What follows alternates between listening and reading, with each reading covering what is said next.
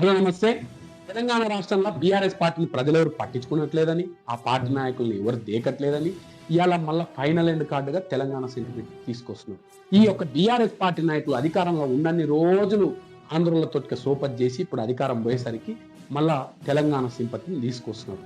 నేను మీ అందరికి ఒకటే తెలియజేస్తున్నా. ఈ కేటీఆర్ ఈరోజు ఈయన జీవితం మొత్తం ఆంధ్రులతోటికనే ముడిపడింది. ఈయన చదువుకునే చదువు కాటి నుంచి, ఈయన జాబ్ చేసిన కాటి నుంచి, ఈయన మళ్ళీ ఎమ్మెల్యేగా రాజకీయంగా ఎదగడానికి కాటి వరకు ఏదైతే చదువుకున్నప్పుడు ఆ బొజ్జల గోపాల్ రెడ్డి గారు ఈయనకి హెల్ప్ చేసి ఈయన చదివిస్తే మళ్ళీ జాబులు కూడా వాళ్ళే అంతా ఆంధ్రులు వాళ్ళ కంపెనీల్లో ఏదో వచ్చిరాని చదువులకు కూడా ఏదో జాబ్ చేయని మనోడని జాబ్ చేపిస్తే మళ్ళీ తర్వాత వీడికి తెలంగాణకు వచ్చిన తర్వాత ఫస్ట్ టైం ఎమ్మెల్యే కావడానికి కూడా మనందరికి తెలిసిందే. ఆయనకి ఎవరు సపోర్ట్ తోటి ఎమ్మెల్యేకి గెలిచినాడు, ఆయనకి ఎవరు టికెట్ ఇప్పించినారో కూడా.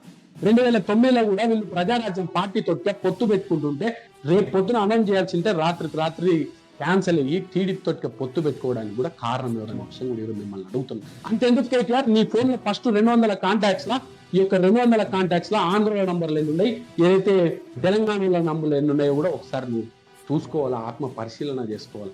మొత్తానికి వీళ్ళు రాష్ట్రంలో 10 ఏళ్ళ అధికారంలో ఉండి ఇవాళ తెలంగాణ రాష్ట్రంలో ఉన్న కాంట్రాక్ట్లు అనుకోండి, లేకపోతే పెద్ద పెద్ద ప్రాజెక్టులు అనుకోండి, మొత్తం ఆంధ్రులకు కట్టబెట్టి కేవలం తెలంగాణ రాష్ట్రాన్ని, తెలంగాణ ఉద్యమాన్ని వీళ్ళ సొంత లాభాల కోసం, సొంత ప్రయోజనాల కోసం వాడుకొని గాలి కొదిలేసి అధికారంలోకి వచ్చిన 10 ఏళ్ళ 70,000 కోట్ల మిగులు బడ్జెట్ ఉన్న ఈ యొక్క తెలంగాణ రాష్ట్రాన్ని లక్షల కోట్ల అప్పుల్లోకి నెట్టి కోట్ల లక్షల రూపాయలు వీళ్ళు సంపాదించుకొని ఇలా విచ్చల విడిగా తెలంగాణ రాష్ట్రంలో విధ్వంసాలు సృష్టించాలా, అల్లర్లు సృష్టించాలా, ఈ యొక్క ప్రజా ప్రభుత్వం పైన బురద జల్లాలా, ముఖ్యమంత్రి రేవంత్ రెడ్డి గారి పైన బురద జల్లాలని ఒక పని పెట్టుకొని వీళ్ళు తిరుగుతున్నారు. మళ్ళీ నిన్ను రోజు ప్రజలు నిన్ను చూసి ఆగం పట్టిన ప్రజలు మళ్ళీ నిన్ను ప్రజలు ఎందుకు నీకెలా చూస్తారు? కేటీఆర్ నీ యొక్క సెంటిమెంట్లు, నీ యొక్క చేసే కుట్రలన్నీ చేయి, కానీ తెలంగాణ రాష్ట్ర ప్రజలు నిన్ను ఎవ్వరు నమ్మరనే విషయం ఇప్పుడు కేటీఆర్ తెలియజేస్తూ, ఇప్పటికైనా తెలంగాణ రాష్ట్రంలో ప్రతిపక్ష పాత్ర ఉండి ప్రజల కోసం నిఖార్సుగా పనిచేయి.